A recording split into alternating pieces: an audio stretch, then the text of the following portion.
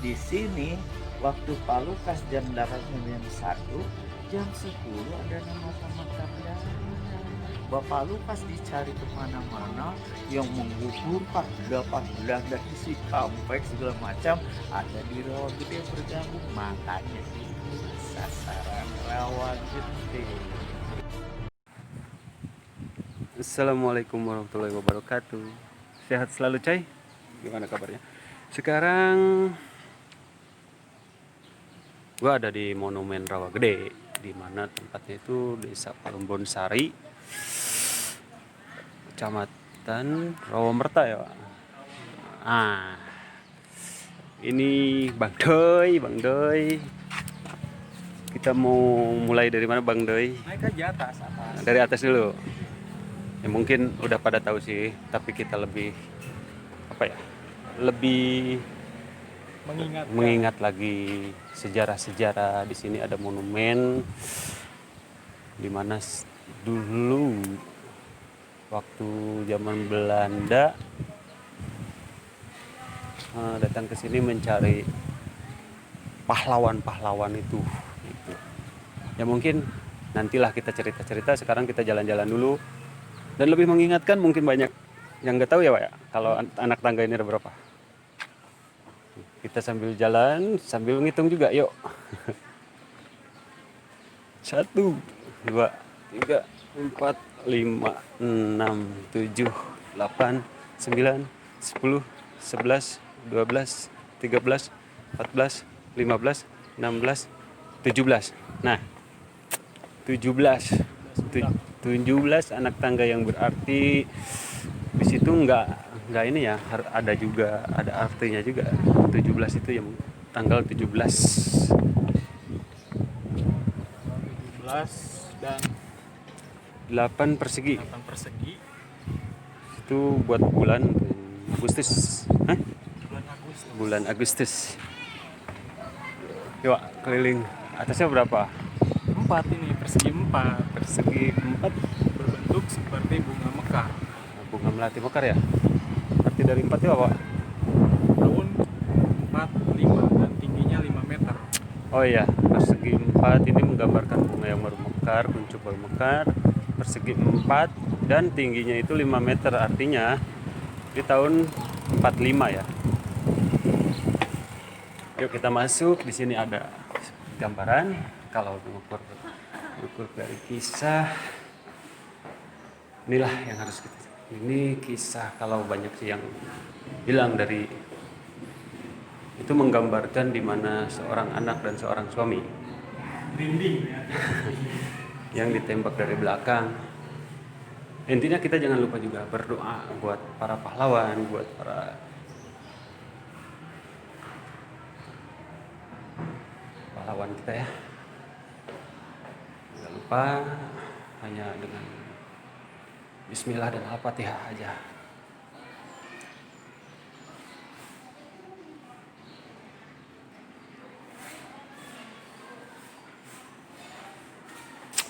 Di sini ada kata-kata puisi. Kami cuma tulang-tulang berserakan tanpa adalah kepunyaanmu. Kaulah yang tentukan nilai tulang-tulang berserakan. Ataukah jiwa kami melayang untuk kemerdekaan, kemenangan dan harapan, atau tidak untuk apa-apa? Kami tidak tahu, kami tidak lagi bisa berkata. Kaulah sekarang yang berkata. Inilah coy. Jadi momen ini sangat terasa. Jadi kita itu nggak bisa ngomong apa-apa lagi kalau cuma buat hal, makanya tolonglah dijaga seperti situs-situs atau peninggalan-peninggalan sejarah, dijaga, jangan kita kotori dengan hal yang macam-macam. Hidup yang kita nikmati itu Hasil perjuangan mereka. hasil dari perjuangan mereka. Itu loh. Mungkin ini kita ke lantai, mungkin ke lantai bawah ya. Ke lantai 2. Lantai bawah. Iya coy, cap cuys. Ini lantai lantai kedua, kita lantai bawah ya. Bisa sih turun juga.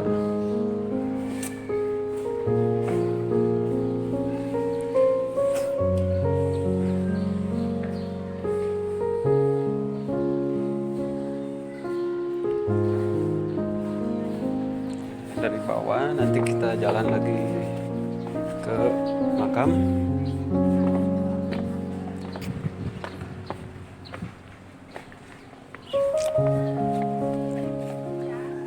Kecil Pak.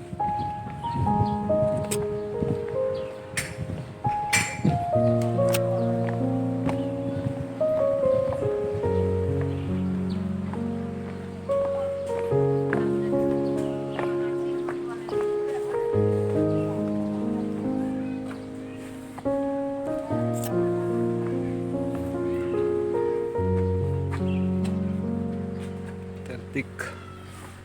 Sini ada dari dinding. Namanya apa tadi, Pak? Gambar-gambar itu menggambarkan perjuangan para pahlawan mungkin ya.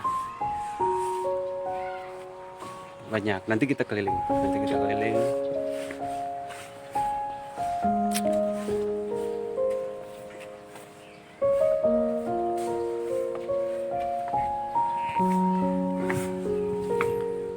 Masuk ke monumen di mana gambaran-gambaran itu ya ini menggambarkan gimana zaman dahulu perjuangan seorang ibu, seorang anak.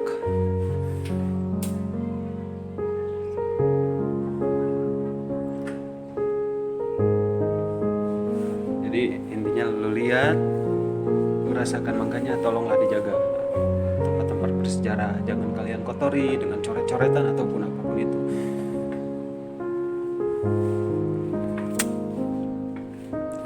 Di sini ada apa ya? Mading, mungkin mading ya, Pak.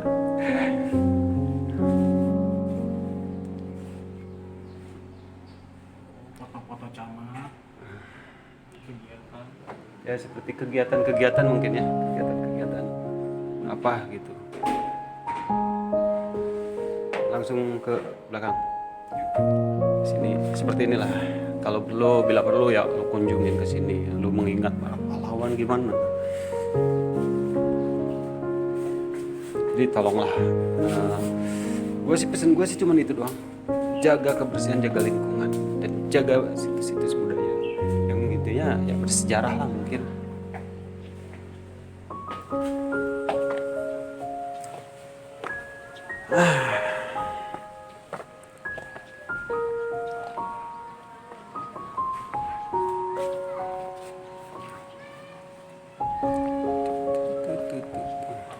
Ini udah sore, bentar lagi kita keluar.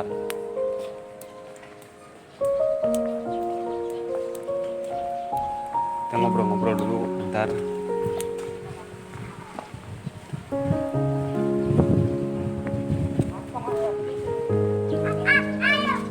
Lo lihat kan?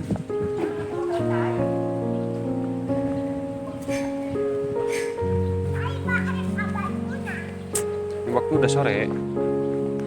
Lalu sore datang ke sini sih sebenarnya.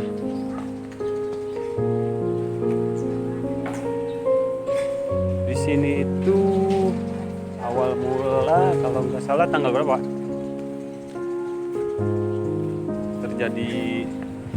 Terjadinya itu tanggal 9 Desember 1947.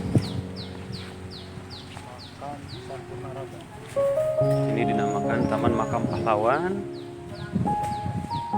Sampurnaraga ya.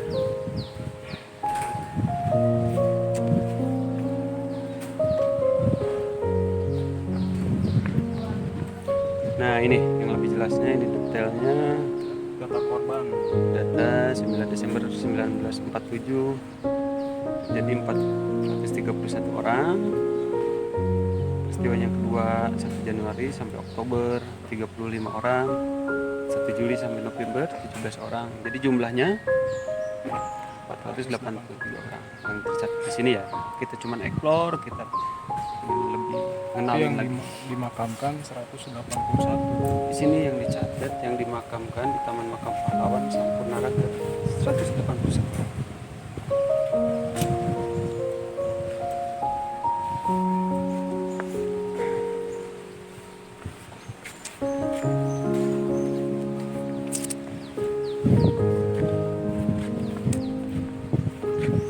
sih nggak ada maksud apa-apa, cuman lebih mengingatkan lagi kita nggak perlu jauh-jauh dulu lah, yang dekat juga ada khususnya buat Karawang.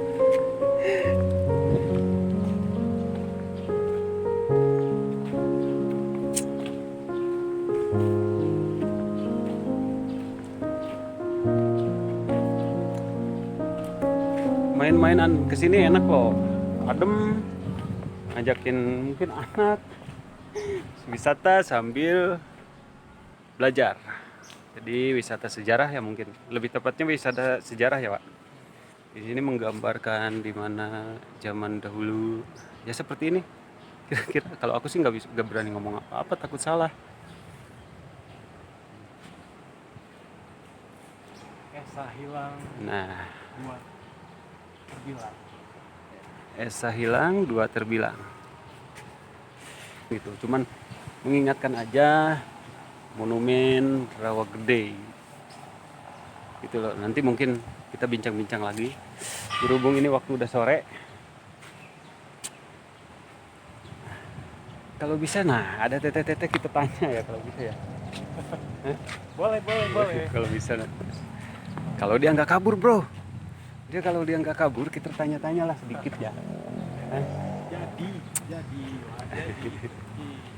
Ya lari bro, takut digigit kali.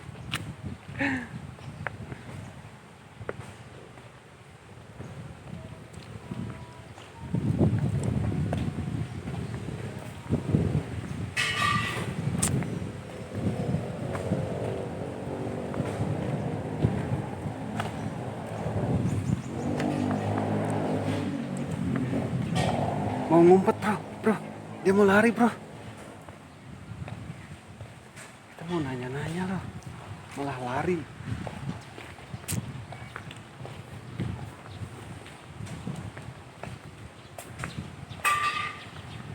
Jadi di sini kita ingetin lagi, anak tangga berjumlah 17. Segi dari bawah persegi 8. Terus yang di sana, yang atas itu menggambarkan bunga mekar. Ada 4 yang mungkin kayak bunga mekar terbang 4 itu artinya ya. Terus gimana ya ngomongnya? 4 persegi, tingginya itu 5 meter. Jadi anak tangga itu mungkin tanggal 17 bulan 8 1945. Ya itu coy, kurang lebih coy. Lu mungkin udah pada tahu lah. Sebagai simbol Kemerdekaan kemerdekaan Indonesia dari Belanda. Nanti kita kenapa sih kadang gue mikir gini ya, gue orang Karawang juga. Maksudnya gini, simbol kemerdekaan itu tanggal 17 bulan 8 1945. Nah, di sini terjadinya itu 1947 ya, Pak. Terjadinya pembantaian. Iya, pembantaian. Nah, tanggal 9 Desember. Nah, jadi pertanyaan juga sih sebenarnya. Maka gua cari informasi, ya mungkin di ending aja lebih enaknya ya ceritanya gitu loh. Kenapa gitu kan? Intinya kenapa kok merdeka tanggal tahun 45 terjadi pembantaian itu tahun 1947. Nah, itu yang sebenarnya gitu. Bahkan 3 kali. Tiga kali terjadi ya. Yang tadi kan udah adalah di situ tanggal dan tahunnya. Bro, gue mau kejar cewek, bro. Mau kejar cewek, kita tanya-tanya yuk. Kita mau kemana Bang Doi sekarang? Dia pengen ngejar.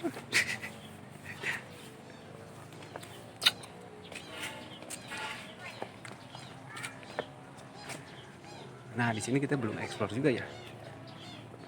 Lip.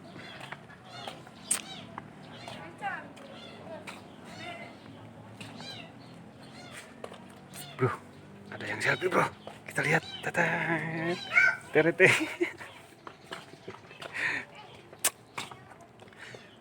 Gimana Bang Doi? Oh ya.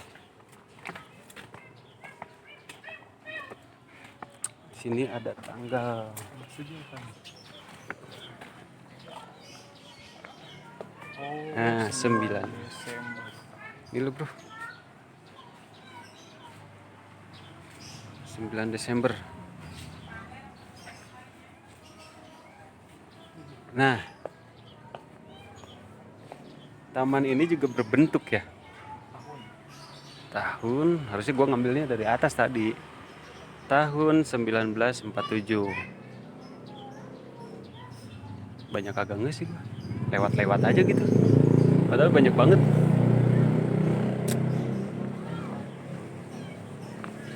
Nah, itu beliau tokoh namanya Pak Sukarman. Kita tadi udah diizinin masuk, bro.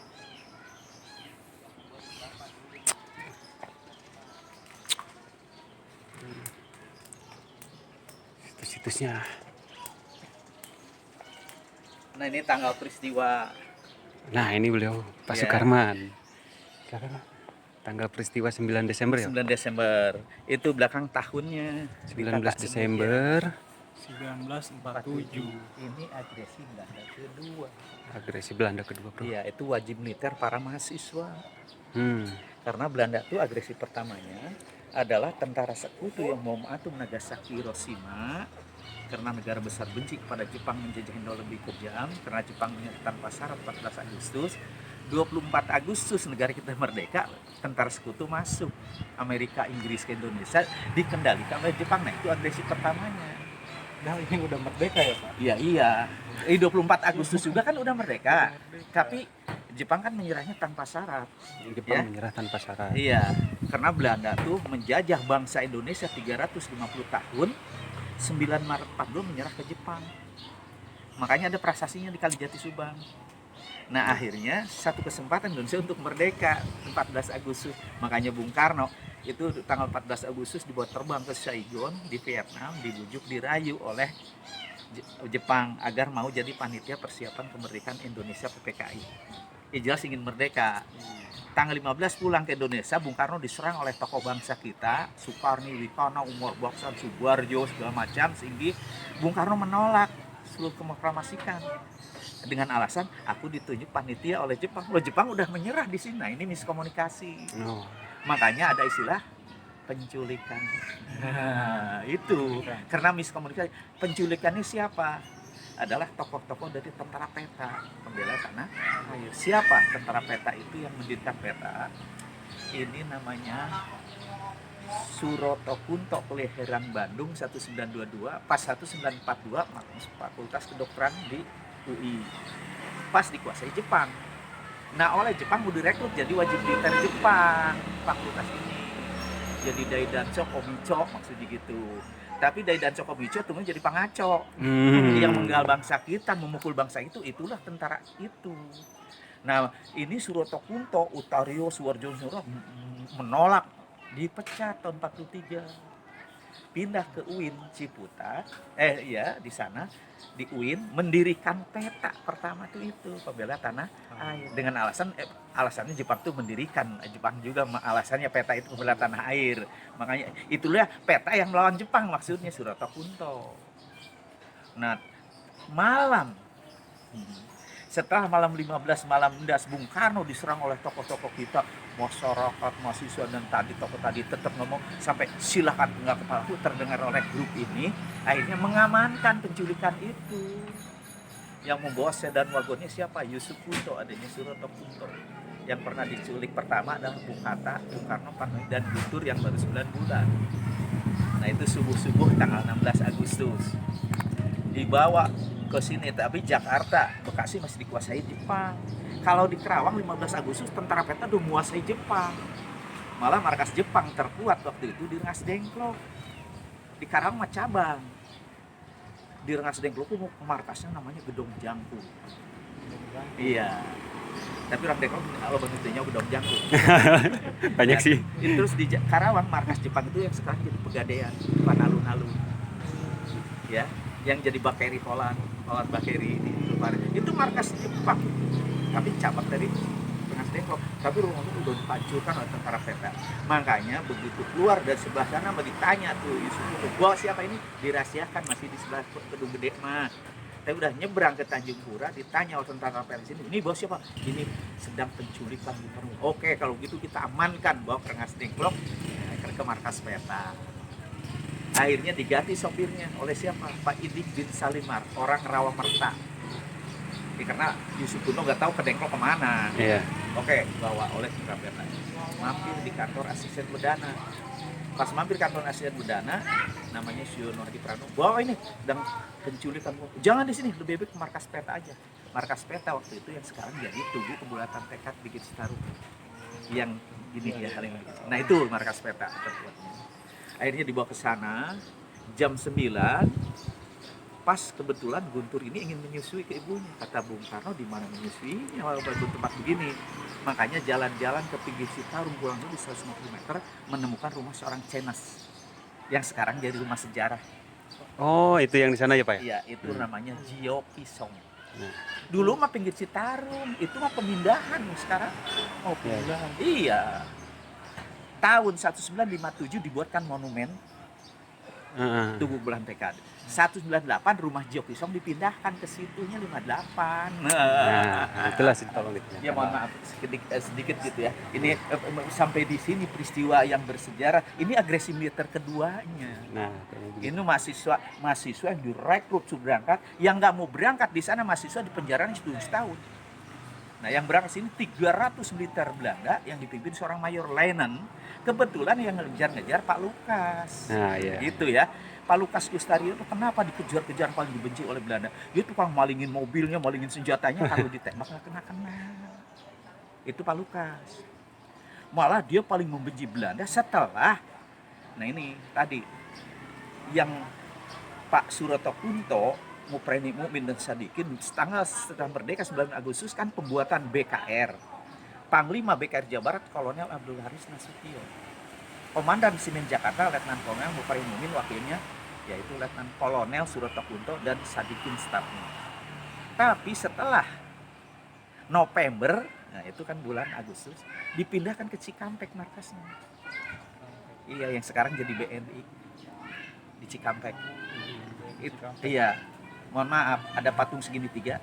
Oh iya, iya. Ini yang bikin 98. Apa yang Iya.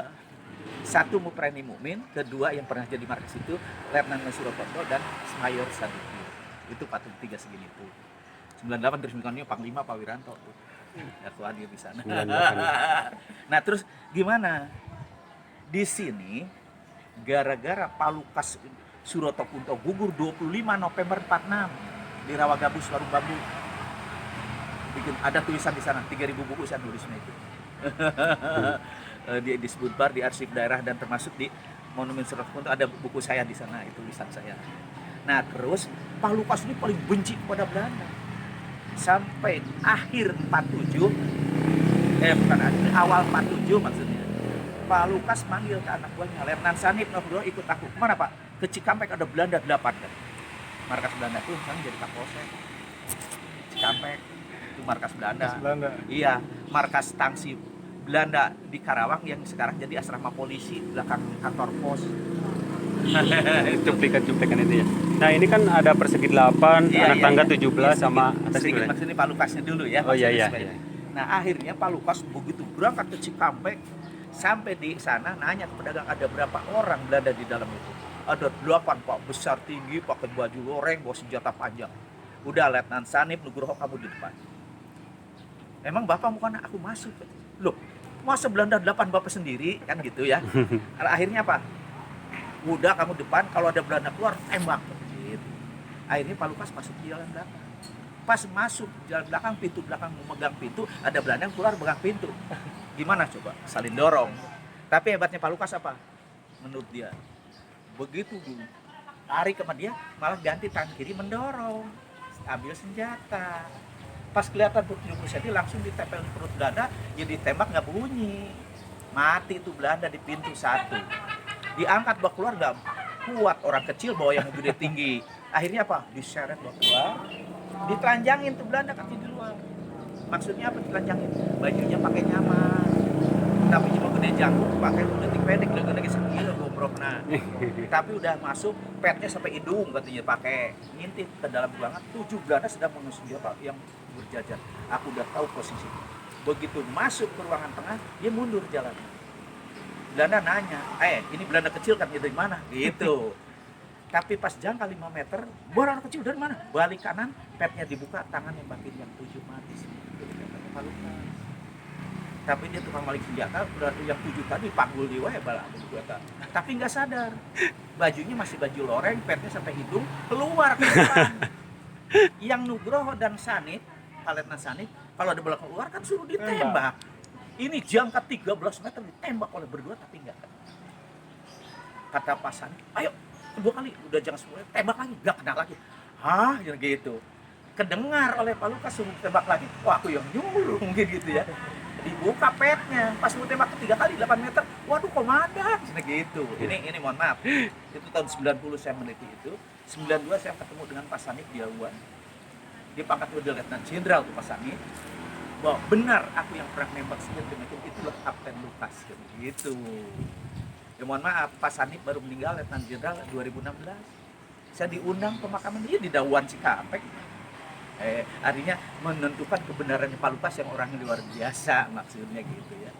Ya malah pernah diubur-ubur oleh Belanda, maling mobil Belanda diubur tuh 2 mobil. Sampai di Cikampek di perapatan ada rumah kosong, loncat ke rumah kosong pintunya kebuka, diserang 12 Belanda, tapi apa? Hilang. Bapak tanya, iya, Pak, kenapa waktu itu gak ketemu sampai di mana? Ya aku di dalam, di pojok ada yang tahu. Nah itu jadi punya hal itu nanti, itulah hal itu. Ada di. Nah iya dia ngomong juga di pojok. Ya mohon maaf, ilmu itu Bapak pernah melihat sekarang cerahnya seperti itu. Bapak di Wonogiri pesantren Wali Songo. Waktu meliti Sekulo dari Demak ke Kudus sampai ke Wonogiri tempat kota Jawa Timur. Di Wonogiri ada pesantren Wali Songo 15 hektar. Di mana Pak Kiainya? Karena saya menanyakan benarkah Sekulo pengamis tertua di Pulau Jawa? Ternyata belum sampai di sana. Oh Pak itu rumah Kiai, pas masuk ke Kiai ada orangnya. Ada orang 2 di terasnya gitu lagi duduk. Assalamualaikum, salam Pak.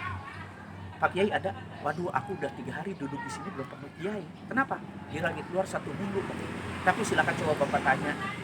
Pas ditanya Assalamualaikum, yang bukanya Kiai.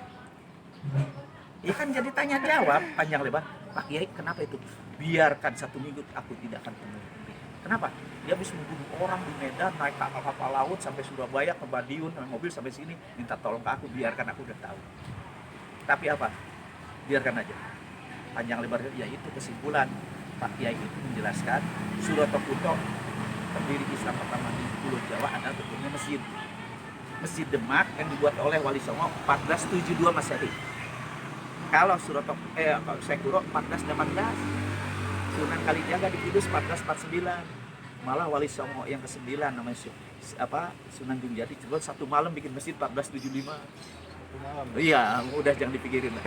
Nah, Bingung. Iya, Kita tapi aja. begitu Bapak mau keluar, selesai ngobrol, Pak Kiai tunggu, aku mau ke sana. Pak Karman nanti aku udah 50 meter baru keluar, aku mau bawa sepeda. Bawa sepeda dari dalam tuh Kiai. Pas digigirin duduk, tadi nggak genjreng ke sepeda nate di teras teh. Terus kurolong naik sepeda. Kenapa saya kira-kira mau saya keluar? Pak Kiainya ada. Itu jika nggak genjrengnya dikecilin, nah itu ilmu gitu tuh masih ada. Ya, iya ini genjreng 20 cm gitu 20 cm. Nah ini 95 dulu Pak Tayo merancangnya bukan begini. Saya dengan Pak Tayo seperti Jogja kembali. Itu orang mana Pak? Mayor Jenderal Panglima Jawa Barat, orang Karawang, Teluk Jambe. Ini memperkasa beliau. Kebetulan jadi Panglima tahun 95. Dia diundang ke Bogor untuk melepas budak jalan dengan kapal segala macam. Ada seorang Mayor Suwito, karena buku saya beredar di negara Belanda 2 bahasa tahun 94. Pak Mayor Suwito ini pulang dari Belanda beli buku Rawa Gede Karawang 2 bahasa. Di Karawang nggak laku buku saya dulu. Malah kebetulan Kapten Alif dan Kapten Effendi sering bolak-balik sana. Wah, aku tertarik, aku punya otomosional, lebih baik cetak 2 bahasa gitu. Ya lumayan royaltinya terus-terusan. Buku di sana. Akhirnya apa? Diberikan ke Pak Tayo tanggal 18 Agustus 95. Ini buku Rawa Gede. Dibaca, hah? Aku orang Karawang nggak tahu ini peristiwa Rawa Gede. Nah, Ya ini latar belakang 18 Agustus 95. Langsung ke Karawang, belum selesai acara juga dengan Kapolda. Cari nama dan lokasi kan. Tapi ke Dandim dulu Pak, itu Dandimnya Letnan Kolonel Ali Hasan tahun 95. Pak Dandim, ini di mana begini? Oh Pak, saya juga baru setahun belum tahu. Tapi ada kasih Kapten Pairan yang di Palawan rumahnya pensiun. Oh aku kenal dengan Bapak Sukarman, aku kenal beliau, aku tahu siapa? Lagi anggota DPRD tapi sekarang. Waktu itu maaf periode kedua sih. Langsung cari dulu, oh baru pulang, kemana? Jalannya ke Tunggak Jati KW 8 ke Rawagede gitu. Langsung dia nguber ke sini. Ya udah 1 jam saya udah datang, katanya saya udah turun dari mobil handlover waktu itu, udah lagi cara pendek kenapa di belakang di sini kan rumah ya. Itu patah, jang tadi ya, pakai sarung pondok, pakai baju kesalahanku, jang tadi. Naon Pak? Kenal tuh sama Pak Suparman ke DPR. Waduh, abdi itu bisa nggak jawab, bisa per 4 jam. Dalam saya Pak, hah?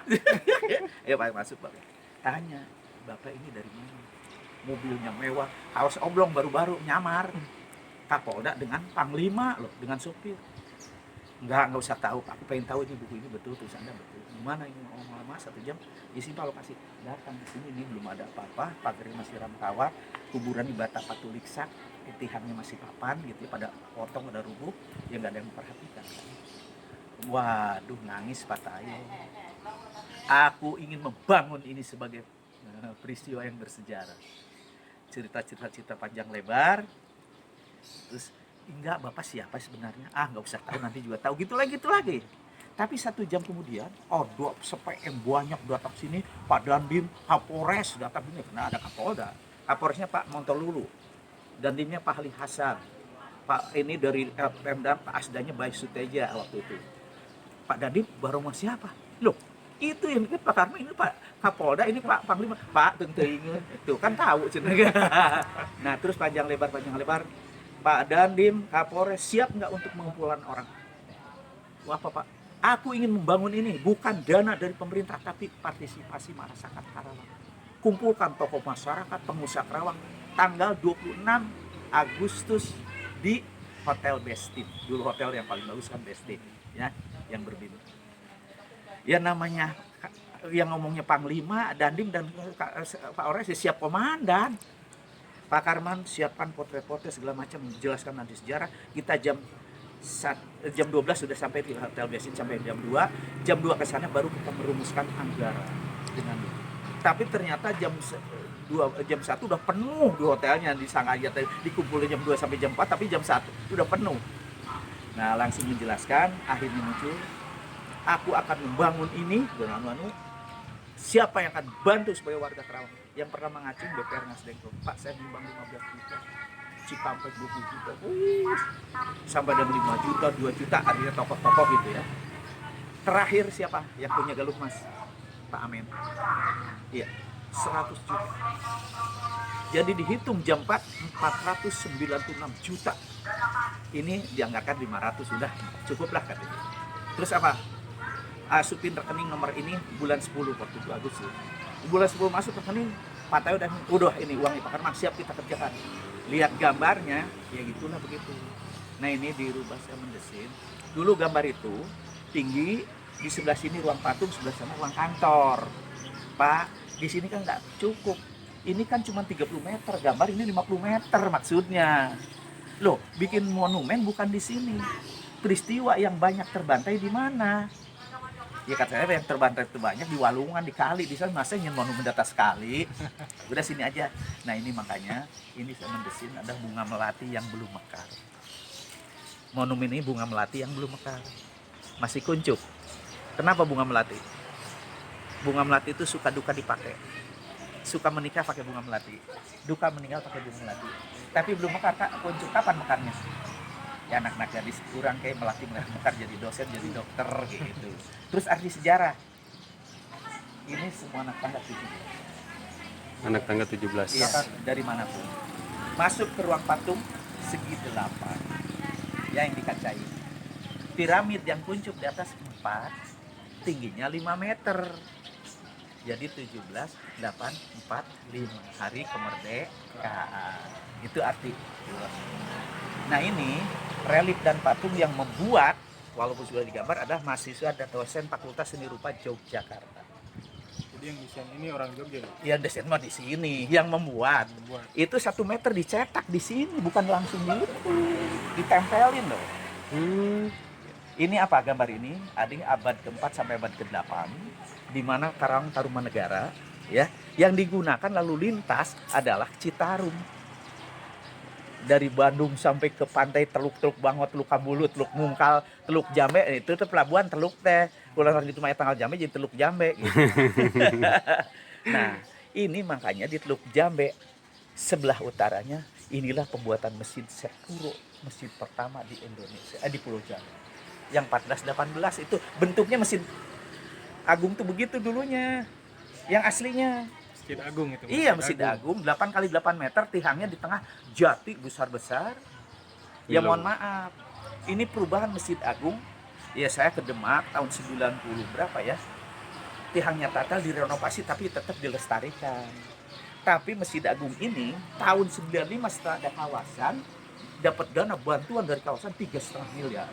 Terdengar oleh DKM, oleh apa? Ya kebetulan saya Komisi C, sekretaris Komisi C, tahu anggaran segala macam. Saya sebagai pemerhati budaya dan sejarah, lebih baik kita sharing bagaimana melestarikan Masjid Agung ini. Kita kirim surat hari Senin, hari Rabu kita datang ke sana, semua dari semua fraksi, katakan dari sebuah komisi hadir. Bagaimana ini Masjid Agung melestarikan, karena masjid tertua di Pulau Jawa. Hari Rabu, ternyata hari Rabu datang ke sana, hari Selasa udah diratakan Masjid Agung yang asli. Nangis loh saya. Sebagai penulis pemerhati budaya dan sejarah. Rata aja udah. Jadi Masjid Agung itu dibuat tahun 95. Maksudnya ini tulisan biarkan di depan, maksudnya ke belakang lah gitu bikin masjid. Nah ini tahun 95 Masjid Agung ini hanya dirukai oleh DKM, ketuanya Pak Haji Bandi dari Muhammadiyah waktu itu yang tidak mengapa masjid. Nah itulah, itu salah satu. Ini adalah relief yang, nah itu khas Jawara-Jawara Karawang tahun dulu. Makanya dulu abad ke-4 ini ya, sebelum ada Masjid Agung, ada bikin candi di Batu Jaya karena lewat Citarum. Abad ke-4 kan belum Islam. Nah itu Candi Jiwa, Candi Belandongan, Candi Serut. Ada saya dengan Profesor dengan Profesor Hasan Japar tahun 95 pertama yang gali candi. Apa?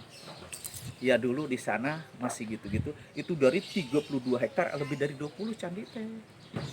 Makanya yang sekarang muncul kan Candi Jiwa, Candi Belandongan, Candi Serut. Tadi itu mah Candi Gawean, Candi Garap. Nah, ayo kita kemana? Ke sebelah sana dulu. Sebelah sana itu reliefnya, mohon sebelah sana ya. Itu adalah ini pelantikan Bupati pertama Karawang.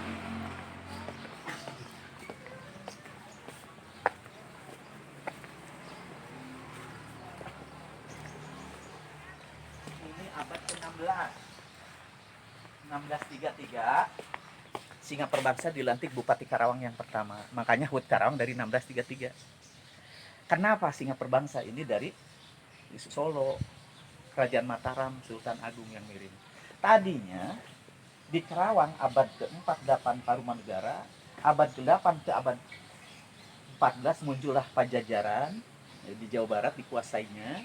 Tapi 14 Pajajaran bubar, Prabu Siliwangi di Bogor juga hilang, muncullah Sumedang Larang. Tapi Sumedang Larang muncul diseranglah oleh Banten di Karawang ini. Makanya banyak babakan Banten. Nah itu prajurit-prajurit Banten. Nah ini Sultan Agung dari Mataram, kasihan orang Jawa Barat karena ini merupakan tempat penyerangan ke Batavia, merupakan suatu tempat logistik gitu maksudnya kan gitu ya.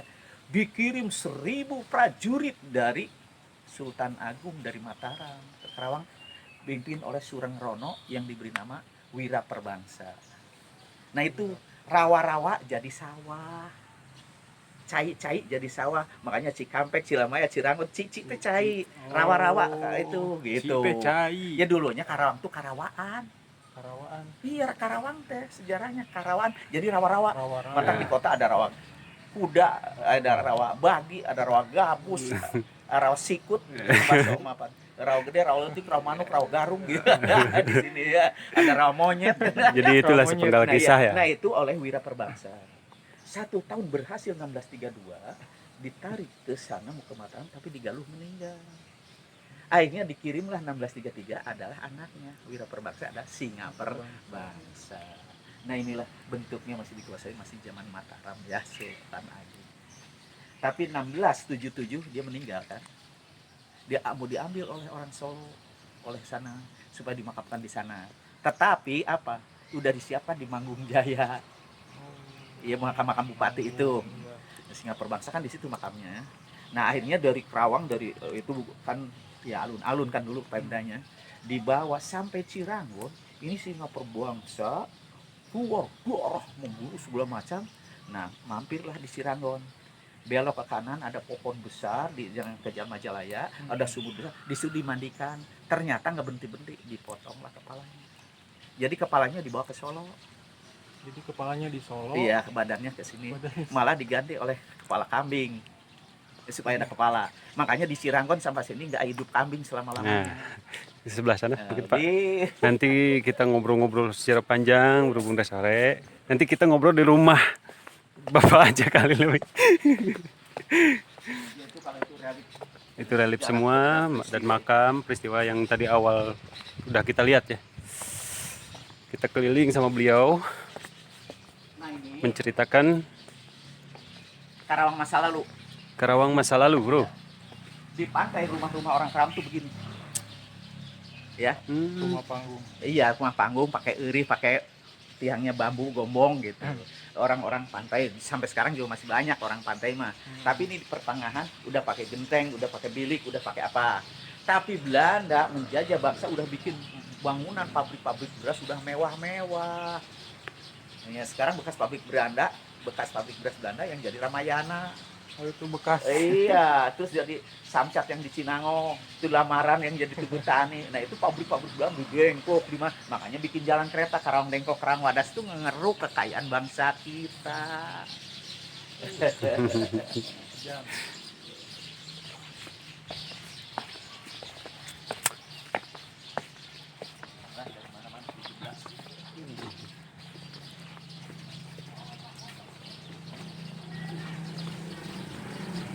Deketan. Nah ini Belanda menjajah bangsa kita.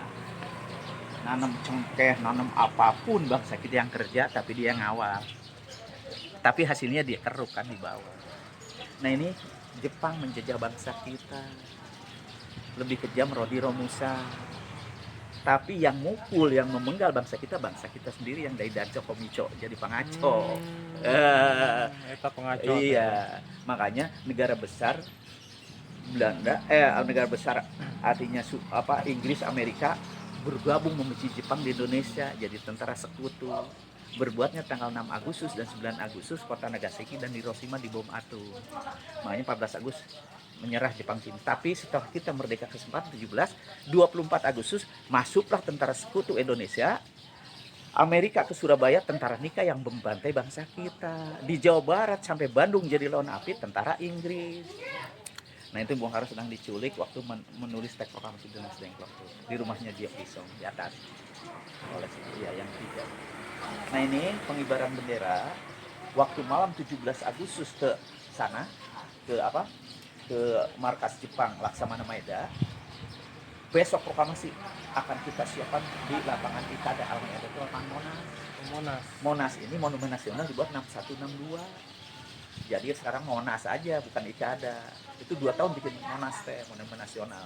Emasnya 36 kilo, 24 karat. Ya bro, saya tahu gitu ya. Nah ini di Jalan Pegangsaan Timur nomor 56 di rumahnya Bung Karno. Karena di sana dikuasai Jepang. Inilah peristiwa.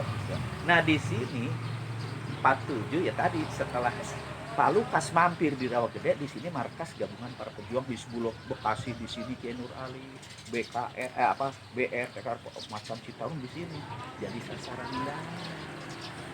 Nah, pas Pak Lukas masuk tanggal 8 hari Senin jam 8 berangkat lagi jam 1 mau pasukan Hizbullah Bekasi. Bekasi jalan kaki sampai Bekasi ketemu Kiai Nur Ali. Jam 9 malam langsung dilantik jadi batalion Tajimalela yang sekarang ada di Bantar Gebang batalionnya. Nah itu selamat dari sini beliau malah jadi sebagai komandan batalion Tajimalela Pak Lukas setelah 47 sampai 49 mayor pangkatnya dinaikkan. Tapi di sini waktu Pak Lukas jam 8 sampai jam 10 ada nama mata Belanda. Bapak Lukas dicari kemana-mana, yang menggugurkan 8 Belanda di Cikampek segala macam ada di Rawa Gede bergabung. Makanya itulah sasaran Rawa Gede. Ya cukup dulu. Ya cukup. Kurang lebih segitulah cerita sejarah di Rawa Gede itu. Ini Izin dibuat pamit. dokumen tanggal 9 Desember 1995. 9 Desember 1995. Dan tadinya Pak Tayo ini sebagai Panglima ingin meresmikan 20 Mei 95, hari Kodam 3 Siliwangi. Kata dia mah pengennya bulan 10 langsung dibangun waktu itu. Kata saya Pak 9 Desember aja karena hari peristiwa retakan batu pertama. Tapi ternyata setelah Desember, Januari, Februari hujan terus-terusan gak dibangun April. Jadi selesainya ini Juni. Jadi 12 Juli baru diresmikan oleh Kasat Jenderal Hartono. Nah, kurang lebih seperti itu coy. Jadi jangan lupa belajar sejarah. Pesan-pesan gue sih cuman itu. Jadi mungkin cukup di sini dulu berhubung ada sore kita sama